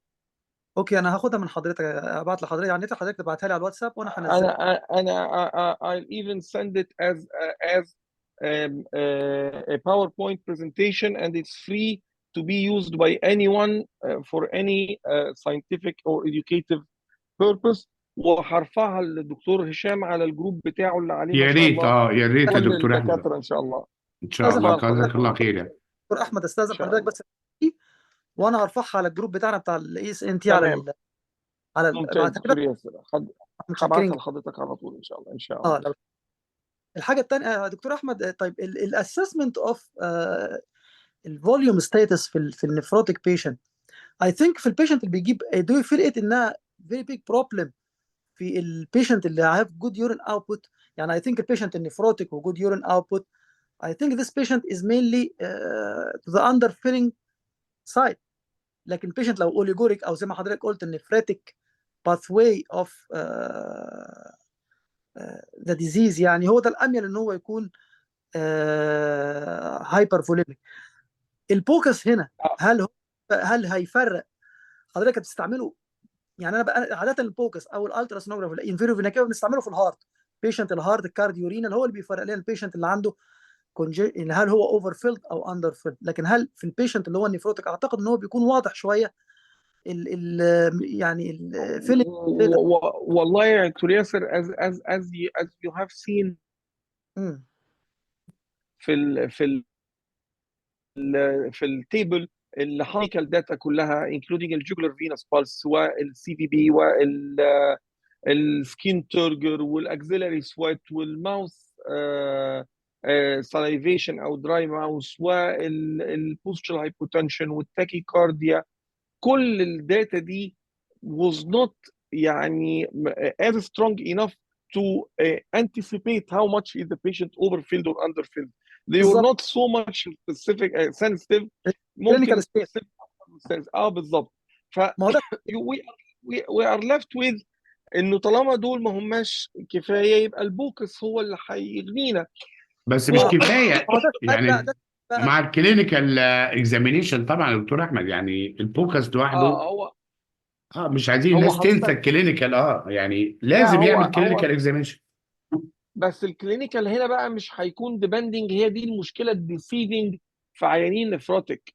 الناس بتعتقد انه طالما ايديماتس يبقى هو اوفر فيلد وياخد دايريسز بلا نهايه، which is not the case. هو ممكن يكون فولي ايديماتس.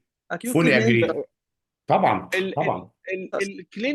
الكلينيكال بوينت اللي احنا للاسف برضو مش بنعملها كفايه which can be very nice و very helpful هي الدايناميك تيستينج باي ذا ليج ريزنج يس تيست. ان احنا نعمل للبيشنت ليج ريزنج، والليج ريزنج ده equivalent to 1 liter of normal saline infusion.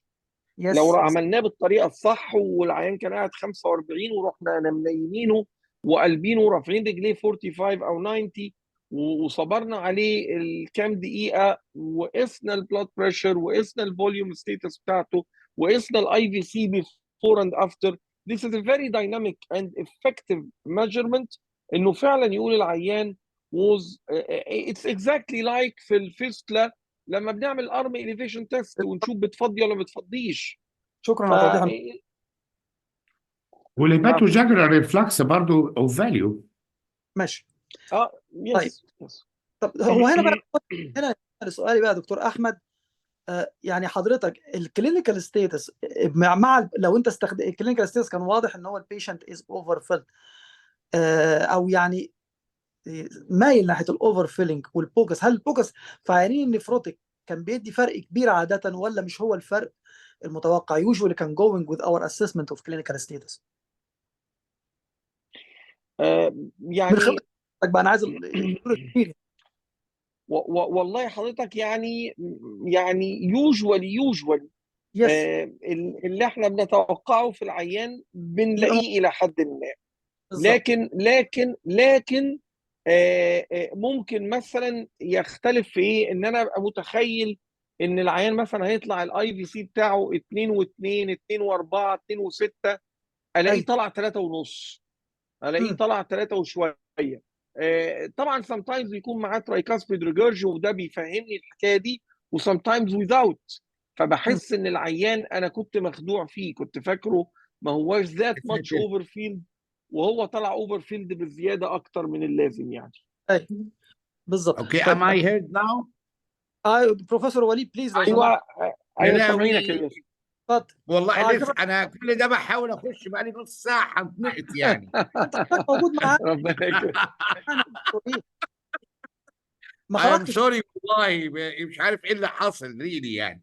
ما خرجتش بس بص I enjoyed، انا عمالك اسمع اسئله الدكتور ياسر والدكتور هشام حقيقي واستمتعت يعني very very practical and I wish ان انا لو تديني الميزه ان انا اقدر احصل على السلايدز بتاعتك لانها كلها Definitely يا باشا.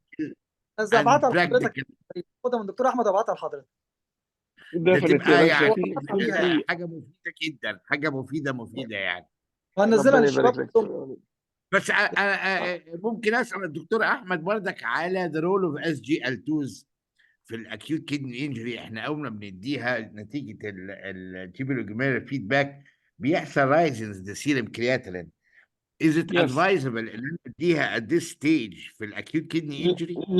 لا طبعا زيها زي الراس بلوكرز. احنا we don't give them in case of renal impairment acutely، انما بنديها عشان البروتينوريا في حالات النفروتيك. لكن we have to stabilize the kidney function first. زي بالظبط نفس فكره الراس بلوكر.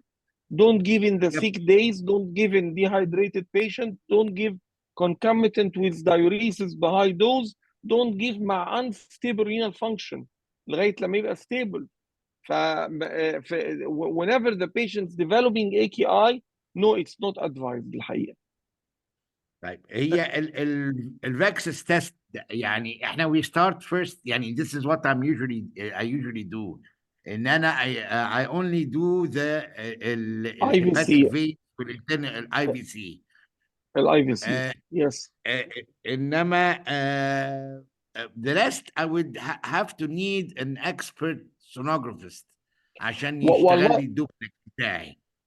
والله حضرتك هو مش صعب، يعني هو الحقيقه يعني انا كان ده ماي امبريشن لغايه لما الحقيقه اها وي هاف تو كونفيس يعني ان انا اتعلمته من العفاريت الجونيورز بتوعنا، هم اللي بداوا اها يدعبسوا ورا الموضوع ويمشوا وراه واحده واحده لغايه لما فعلا بقى ان براكتس دلوقتي، بقينا بنشوف بقى المرسيدس ساين بتاعت الهيباتيك والتراي نيومينال بايفوركيشن والبورتال فين وهو داخل، وسيمبلي حضرتك وانس انك عملت تلتنج للبروب وجبت البيكتشر كويسه، هتحط الكالر دوبلر ذن يو بوت ذا دوبلر الدوبلكس دوبلر هيرسم لك الويف على طول، فهتبقى سهله.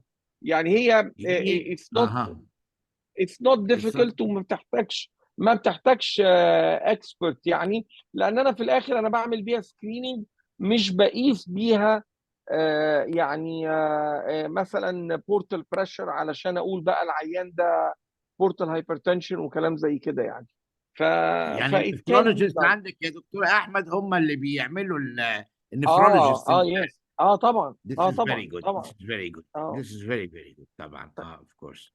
لو سمحتوا لي انا سؤال بس دكتور احمد، do you prefer اي من الانتي هايبرليبيديميك ثيرابي من الستاتينز one over the other اللي يوز في النفروتيك؟ والله انا ما رضيتش ادخل في الحته دي لانها لوحدها ليها شجون يا دكتور ياسر. احنا عندنا an issue that we know as expansion from the transplant consortium, that most of the statin do interact with the tacrolimus and neural cyclosporin, and the interaction in particular is by causing or aggravating the myopathy in those patients.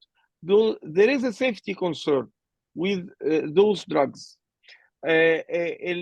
النوشن القديم خالص كان ان الفلوفاستاتين is the safest، بس الفلوفاستاتين as you know is the weakest as well. هو الويكست as an anti-dyslipidemic اللي هو السكول بتاع زمان. later on بدا يطلع شويه literature على انه الروزوفاستاتين is safe in particular with this combination, but again the rosuvastatin in patient with hematuria or proteinuria is not the best option. يعني although الداتا طالعه ونازله في الموضوع، لكن يعني it's better off to choose another thing. فبقينا فاضلين مع البرافاستاتين والاتورفاستاتين. الحقيقه اتفضل. لا اتفضل كمل اتفضل. الحقيقه انه ما زال في الفارماكولوجيكال ليترشر زي في اللكسي مثلا والاب تو ديت الدراج انتر اكشن، هتلاقي ان هو قايل عليهم ان هو you should be very cautious، وان هو ممكن يبقى كلاس سي او كلاس دي في الكومبينيشن دي.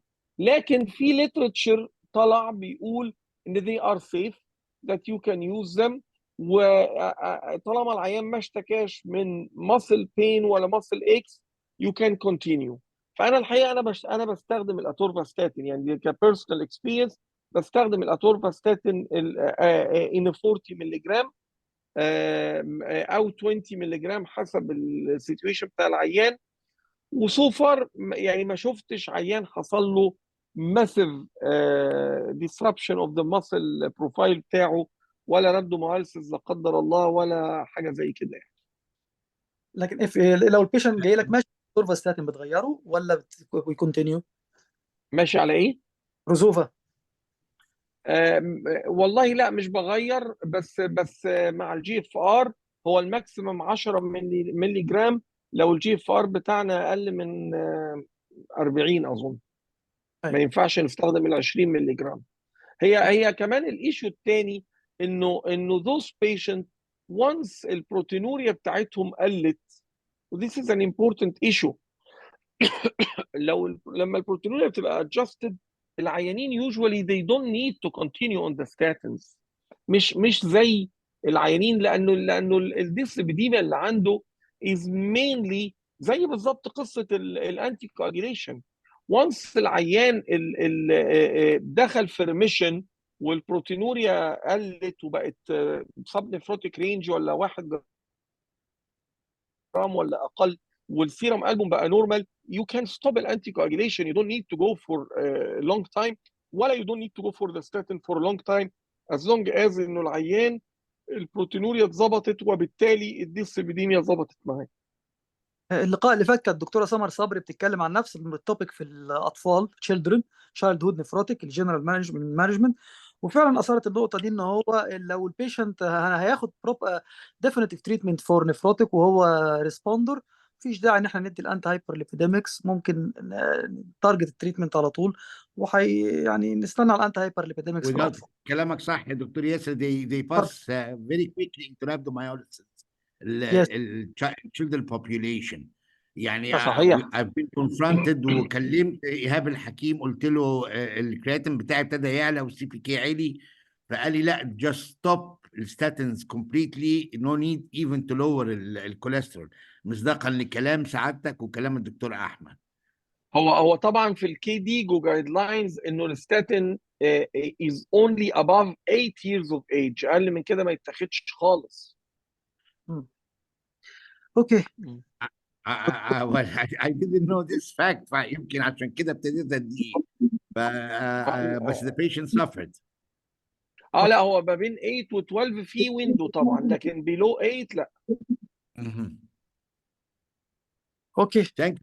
Thank you very much. انا يعني ما ينفعش ابقى مودريتور, ابقى مستمع جيد وتلميذ كمان مع الكلام الجميل اللي بيتقال ده. يا بيه العفو يا بيه, انت استاذنا دكتور. لا والله بجد I enjoyed it really, I enjoyed ربنا يديك الصحه. وحته الفوليوم, لان هي دي مشكلتنا الاساسيه. انا بقول لهم ده فوليوم كونتراكتد, يعني اديله دايريتكس هيخش لنا في اكيد كدني انجري تاني. يعني انت حليت المشكله دي حقيقي, ربنا يحميك يا رب يا دكتور احمد. ربنا يعز حضرتك. هو في سؤال بس هنا مش عايزين نعديه لانه سؤال فيري نايس حقيقه ونختم بيه. بيقول hypertonic saline 3% as treatment for resistant refractory edema in nephrotics and heart failure patients. الحقيقه السؤال ده سؤال لطيف جدا. although ان انا I'm not aware about انه studied في النفروتيك, لكن it's definitely studied in cardiorenal and heart failure patient. ايوه, هو الهايبرتونيك saline is an osmotic diuresis, شبه المانيتول, بيشتغل بانه يبقى osmotic diuretic, وin the meantime it corrects the hyponatremia that can be associated مع ال excessive use of diuresis اللي ممكن تؤدي الى salluresis وhyponatremia. So it can be combined مع الدايوريتك. والحقيقه انه في ستاديز although انها physiological studies وكانت in animal models بتقول انه الريزيومينج النورمال صوديوم في السيركيوليشن للعيانين دول, وحتى الستاديز كانت قارنت الاي في بالاورال صوديوم كلورايد, وان ريزيومينج النورمال صوديوم باي ايت اني مين whether اورال او اي في, وفي الاحوال دي كانوا بيفضلوا كمان الاورال, would potentiate the effect of the diuretic وبيimprove الاوتكم في العيانين. فيس you can use الهايبرتونيك بس مش دريب انفيوجن, بتستخدمه as a bolus, يعني تدي العيان مثلا 100 مللي 3% نورمال صوديوم كلورايد over مثلا half an hour every 8 hours او every 12 hours, وتدي معاهم diuretic, بس you should take very much caution of the level of sodium عشان ما تعملش رابid shift في الصوديوم وتدخله في الاو دي اس طبعا. يعني انا مش شايف السؤال الحقيقه, انا حضرتك شايفه, انا مش عندي, مش موجود. الحمد لله انك شايف موجود يعني. موجود, هو قرب الاخر كده. لا في ماشي. طيب دكتور وليد, اني كومنت؟ خلاص احنا ما فيش نو مور كويستشنز, ما فيش كومنتس, فانا يعني we have to leave to close the meeting. Yes, my only comment ان انا I would like to thank دكتور احمد القراعي for this beautiful presentation. يعني ربنا يبارك cleared a lot of issues عندي بامانه يعني. ربنا يبارك في حضرتك. Thank you دكتور احمد. Thank you دكتور احمد. العفو يا فندم. بعد اذن حضرتك يا دكتور ياسر. Thank you. آه، شكرا شكرا عبد شكرا الرحمن. شكرا دكتور عبد الرحمن حد بيقول حاجه؟ اتفضل يا بس عبد هو الرحمن. بما ان حضرتك اتكلمت عن الفوكس يا فندم، ودكتور وليد مسعود سأل يعني، هو دكتور ياسر طبعا من ضمن الورك شوبس المحطوطه في المؤتمر، دكتور ياسر حاطط ورك شوب كامله عن استخدام الالترا ساوند ايوه الفوكس. صحيح. النفرولوجيست هاو كان ذا نفرولوجيست يوز الالترا ساوند في الدياليسيس يونت ان هو يديتكت العيان الاوفر فيلد الفوليوم. والاندر فيلد، الاي بي سي واللانج الترا ساوند والكلام ده كله في الورك شوب. دكتور ياسر طبعا منظمها من ضمن الورك شوب في المؤتمر يعني. حبيت ان صحيح هو انا شفتها وانا نوهت عنها في المحاضره، اخدت بالي منها في الفلايرز ونوهت عنها فعلا في المحاضره يا عبد الرحمن. الشباب معانا هم اللي متوليين برضه يعني تنظيم الحاجات دي، هيبقوا موجودين في الاي اس ان تي، فهو بيروج للورك شوب اللي هو مسؤول عنه. طبعا لا الحقيقه ان هو مهم جدا كلينيكالي فعلا، وتول بقت indispensable يعني. ان شاء الله. شكرا دكتور جزاكم احمد، الله الف خير. شكر. جزاكم الله خير، شكرا جزيلا. شكرا دكتور وليد. Thank you all for this very interesting and very heavy night و very useful night الحقيقة for all nephrologists, starting nephrologists and specialists and consultants for the general management, how to manage glomerular disease, general management of glomerular disease. Thank you for all professors who shared us with the comments and discussions. And thank you again, Dr. Abdurrahman Maghrabi, for his work. Thank you, Professor Walid Masoud. Again, thank you, Professor Ahmed Elkeraie, for this very interesting lecture. Excuse me to close. الله تصبحوا على خير. meet you بقى next على أسبوع خير. إن شاء الله. Please على NT خير. انتوا Congress. جزاكم الله خير، شرفنا NT بيكم. Congress. اشوفكم على خير ان شاء الله تعالى. إن شاء الله المؤتمر الجمعية إن شاء الله الأسبوع الجاي نتلاقى مع حضراتكم بإذن الله فيه. السلام عليكم، تصبحوا على خير، والسلام عليكم ورحمة الله. عليكم السلام. عليكم السلام ورحمه الله وبركاته. عليكم السلام ورحمه الله.